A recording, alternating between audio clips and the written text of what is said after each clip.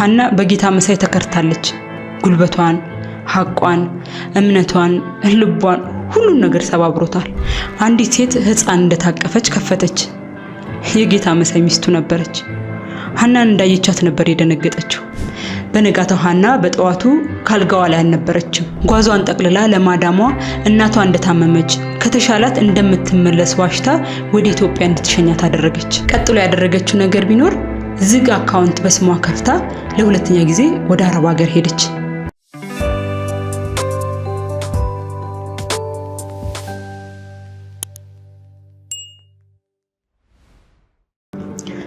ሰላም ውድ ተመልካቾቻችን እንደምን አላችሁ? ይህ ካነሪ ቲዩብ ነው። እንደተለመደው ዛሬ በሚገርም ታሪክ ተገናኝተናል። ካነሪ ቲዩብን ላይክ፣ ሰብስክራይብ፣ ሼር በማድረግ ቤተሰብ ሁኑ። አብራችሁን ቆዩ። ሐና ለቤተሰቦቿ ብቸኛ ልጅ ስትሆን የተረጋጋች የልጅ አዋቂ የምትባል ታዳጊ ነች። ሰፈር ውስጥ እንደ ሐና ሆኑ እንጂ ተብለው የእድሜ እኩዮቿ በቤተሰቦቻቸው ዘንድ ብዙ ጊዜ ይተቻሉ። የሐና እናት ገበያ ውስጥ እንጀራ በመሸጥ አባቷ ደግሞ በግንበኝነት ሙያ ተሰማርተው ቤተሰቡ በልቶ እንዲያደር የበኩላቸውን ይወጣሉ። ታዲያ 16 ዓመቷ ሐናም ከትምህርት ቤት መልስ ቤተሰቦቿን በጉልበቷ ታግዛለች። ለእናቷ በጭንቅላቷ እንጀራ ተሸክማ ገበያ ታደርሳለች። አባቷ ከስራ ከመመለሱ በፊት ፈጥና ደርሳ መታ ራት ትሰራለች። እንግዲህ ከዚህ ሁሉ ድካም በኋላ ነው በቀሪ ሰዓቷ ከደብተሯ ጋር ቁጭ ብላ የምትታየው። እንዲሁም የትምህርት ቤት ውጤቷ ከደረጃው ዝቅ አይልም። በአስተማሪዎቿ የምትወደድ ትልቅ ቦታ ትደርሻለሽ የምትባል ናት። ሐና ስለ ቤተሰቦቿ የኖረው ሁኔታ በዛ እድሜዋ ትጨነቃለች። የእናቷ አልፎ መታመም ይረብሻታል። እናትና አባቷን በሷ አቅም ከትምህርቷ ጎን ለጎን በምን ልታግዛቸው እንደምትችል ታስባለች። ይሄኔ ነው አንድ ሀሳብ ብልጭ ያለላት። እናቷ እንጀራ በምትሸጥበት አካባቢ ፔስታል እያዞረች መሸጥ። ለእናቷ ለማሳመን ብዙ አልተቸገረችም ነበር። ከገበያ ዕቃ ገዝተው መያዣ ዕቃ የሚፈልጉ ሰዎች ብዙም ሳይደክሙ አይናቸውን ዞር ሲያደርጉ ሮጣ አጠገባቸው ትደርሳለች። እንደሷ ፔስታል እያዞሩ የሚሸጡ ልጆች ቢኖሩም እሷ ግን ሴት በመሆኗ የሚያበረታቷት የሚገዟት ብዙዎች ነበሩ። ከጊዜ ትርፋማ የሆነች መጣች። እየቆጠበች ስለነበር በህይወቷ ዛሬ ድረስ የምታቀው ትልቅ ድል እንዳደረገች ታምናለች። እንጀራ የሚመላለስበትን ኩርኩር ጋሪ መግዛት ቻለች። ለአባቷም ሌላ የሥራ ዕድል ተፈጠረለት። በጋሪው የሰዎችን ዕቃ ቤታቸው እያደረሰ ገቢ ማግኘት ቻለ። በቤተሰቦቿ በጎረቤቶቿ ሳይቀር ተመረቀች። ሐና እጅግ በጣም ደስተኛ ነበረች። ገንዘብ የቤተሰቦቿን ህይወት እየቀየረ ሲመጣ በአይኗ ተመለከተች። ሌላ ጊዜ እናቷ ሲያማት ጭንቅ ውስጥ ወድቅ የነበረችው ሐና የመፍትሄ ሰው ሆነች። ከዛም ብላ እናቷን ተሳክማታለች። ሐና የቤተሰቧ ኑሮ የሚሻሻለው በሷ እንደሆነ ብቻ እየተገነዘበች ስትመጣ አረብ ሀገር ለመሄድ ነበር ውስጧ የፈለገው። ቤተሰቦቿ እንደማይፈቅዱላት ስለገባት ሁሉን ነገር በሚስጥር አደረገችው። 18 ዓመት እንዳለፋት ለመስራት በቂና ብቁ እንደሆነች በቅልጥፍናዋ አስመሰከረች። ይህ ሲሆን ግን ገና 17 ዓመቷ ነበር። ለመሄድ አንድ ቀን ሲቀራት ከቤተሰቦቿ ጋር ጥሩ ጊዜ አሳለፈች። የመሄዷን ዜና ግን አልነገረቻቸውም። ቀን ላይ ለአብሮ አደግ ጓደኛዋ ለሰላም የሆነ ወረቀት ሰጣት ነበር። ማንበብ የምትችለው ነገ እንደሆነ ቃል ስላስገባቻት ሰላም ወረቀቱን በጭራሽ አልከፈተችው። በነጋታው ሐና በጠዋቱ ካልጋዋ ላይ አልነበረችም። በእርግጥ ይህ ለቤተሰቧ አዲስ ነገር አልነበረም። ምክንያቱም ሐና የጠዋት ሰው ነበረች። የትምህርት ቤት ሰዓቷ እስኪደርስ የቤቱን ስራ ጨራርሳ ቁርስ አዘጋጅታ አንዳንዴም እናትና አባቷ ከእንቅልፋቸው ሳይነሱ ትምህርት ቤት ትደርሳለች። የዛን ቀን ግን ሐና ወደ አረብ ሀገር ነበር የበረረችው። እናትና አባቷ የልጃቸውን መጥፋት የሰሙት ከጓደኛዋ ከሰላም ነበር። እናቷ በልጇ ውሳኔ እጅጉን አዘነች። አባቷም በትምህርቷ በጣም ይጠብቃት ስለነበር በሐና ተከፋባት። ልጃቸው ይህ ሁሉ ስታደርግ ባለማወቃቸው ቢበሳጩም የት እንደደረሰች ምን እንደገጠማት እስኪያውቁ ግን ለሳምንታት ተጨነቁ። በሄደች በሳምንቷ ነበር የደወለችው። ሐና ቤተሰቦቿ ደስተኛ እንደማይሆኑ ገብቷት ነበር። ነገር ግን ቤተሰቦቿ ከሆነ በኋላ ምንም ማድረግ ስላልቻሉ ከቀን ቀን ኩርፊያቸው እየቀነሰ መጣ። በዚህም ሐና እጅግ ደስተኛ ነበረች። የገባችበት የአረብ ቤትም ጥሩ ነበር። ቅልጥፍናዋ፣ ታዛዥነቷ በማዳሟ ዘንድ እጅግ እንድትወደድ አድርጓታል። የራሷን ስልክ እስክትገዛ ድረስ ቤተሰቧም እንኳን በየሳምንቱ በማዳሟ ስልክ እንድትደውል ፍቃድ ተሰጣት። ከወራቶች በኋላ ለእናቷ ብር ላከች። እንጀራ እየጋገረች እንዳትሸጥም አደረገቻት። ቤታቸው እንዲታደስ አደረገች። ያለ እረፍት የምትሰራዋና ትምህርቷን አቋርጣ ብትሄድም ያለመችውን ሐሳብ ግን አሳክታለች።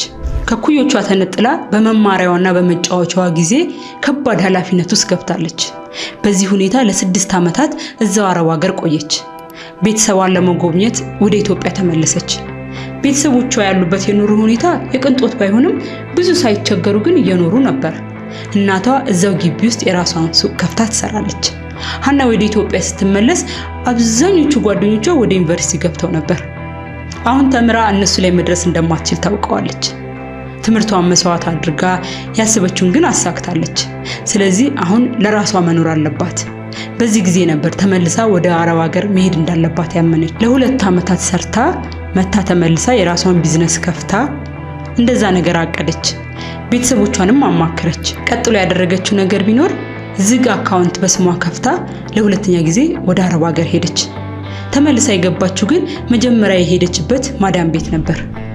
ማዳሟ በሀና መመለስ በጣም ተደስታ ነበር። ምክንያቱም በጣም ተወዳትና ልክ እንደ ቤተሰብ አይታት ነበር። ሀና አሁን እየሰራችው ያለው ለራሷ ለወደፊት ኑሮዋ ነው። ቤተሰቧን በሁለት እግር እንዲቆሙ አድርጋለች። እያጠራቀመች ያለችውን ገንዘብ ምን ብትሰራበት እንደሚያዋጣት ቀን ከሌሊት ታስባለች። እኚህ ከፊቷ ያሉ 2 ዓመታት የተስፋዋ ፍንጣቂ ናቸው። ነገዋን ብሩህ የሚያደርጉ። ነገዋ ብሩህ ሲሆን ይታያታል። ለዚህ ነው ከበፊቱ በተሻለ ጠንካራና አስተዋይ ጎበዝ ሰራተኛ የሆነችው። ከማዳሟ ጋርም የጓደኛ እህል ሆነዋል።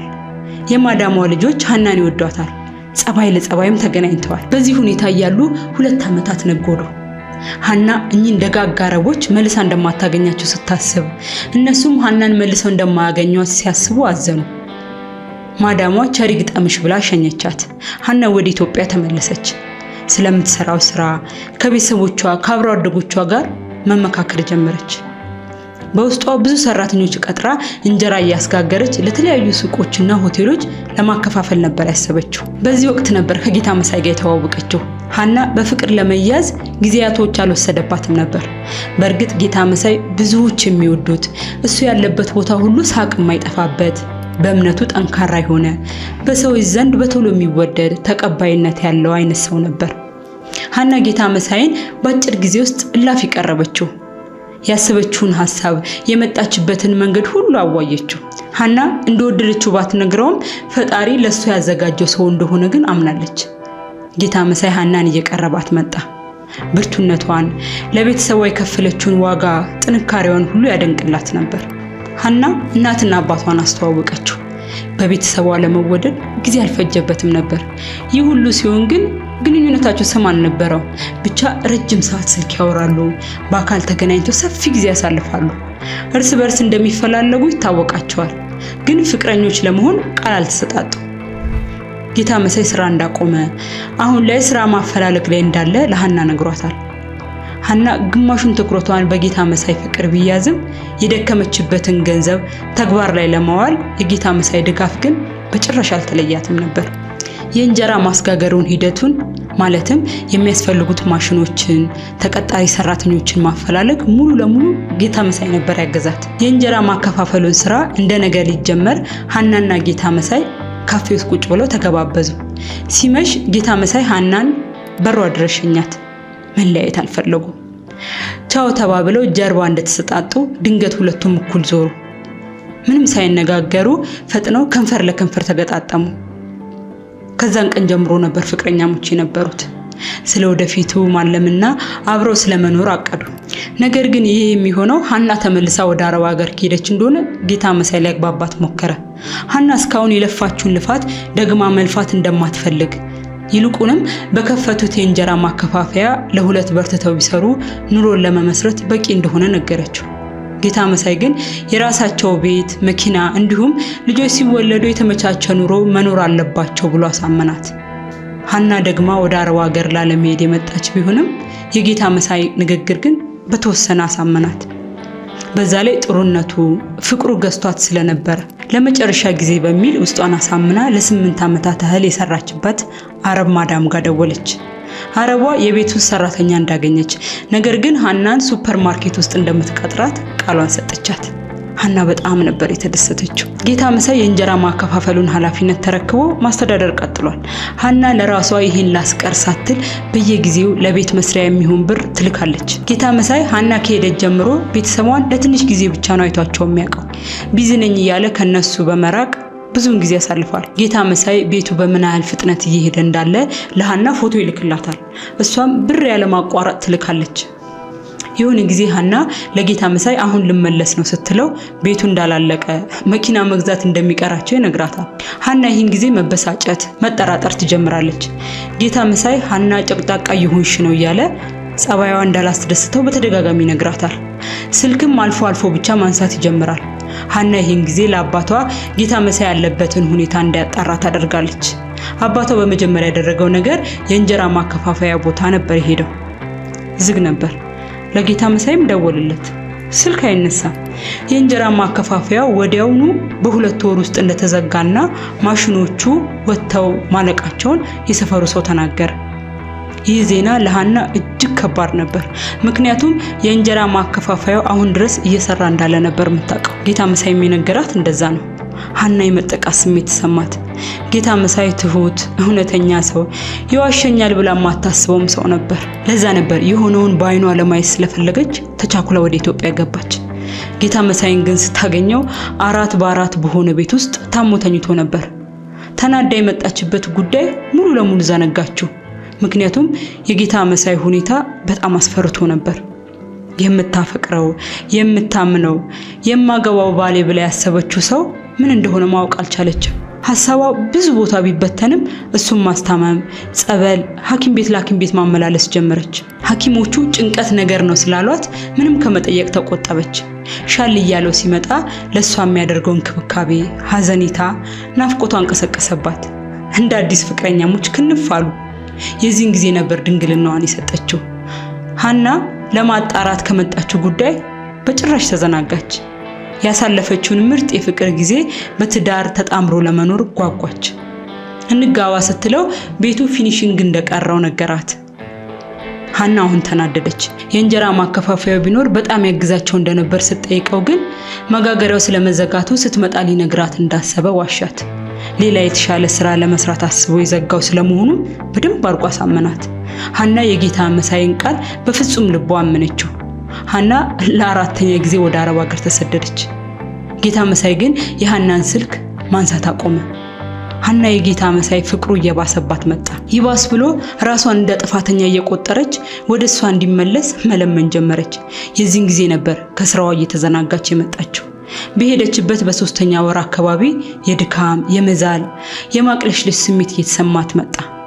ሀና ራሷን ተጠራጠረች። አርግዤ ይሁን ብላ ስለተጠራጠረችም ከፋርማሲ የእርግዝና መመርመሪያ ገዝታ ቼክ አደረገች። አርግዛ ነበር።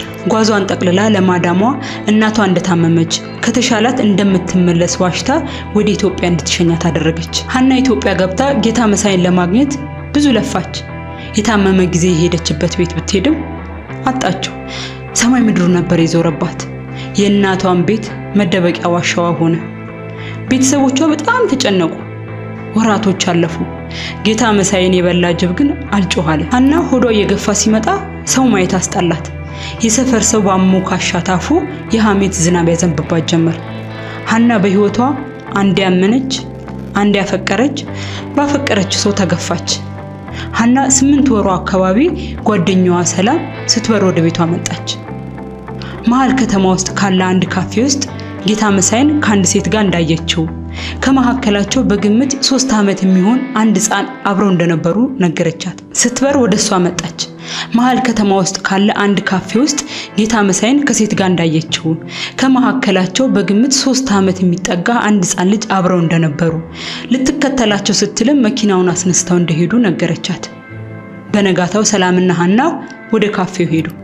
ሀና የካፌውን ስም ስታስተውል ጌታ መሳይል ነበር። ሀና ምንም አልተናገረችም። ወደ ካፌው ገባች። አስተናጋጁ ሊያስተናግዳቸው መጣ። ሀና ከስልኳ ላይ ጌታ መሳይን ፎቶ አውጥታ ጌታ መሳይ ይኖር ይሆን አለች። አስተናጋጁም አለቃ ዛሬ አልገቡም አላት። ሀና አይኗንም ባሞላው ሮጣ ስትወጣ ሰላም ተከተለቻት። ሀና በጌታ መሳይ ተከርታለች። ጉልበቷን፣ ሐቋን፣ እምነቷን፣ ልቧን ሁሉን ነገር ሰባብሮታል። ሐና ጥግ ድረስ ማመኗ ጎድቷታል። በሌላ ቀን ሐና የጌታ መሳይን ከካፌው መውጫ ተከታትላ የሚገባበትን ቤት አየች። እንባዋን ጠራርጋ በሩን አንኳኳች።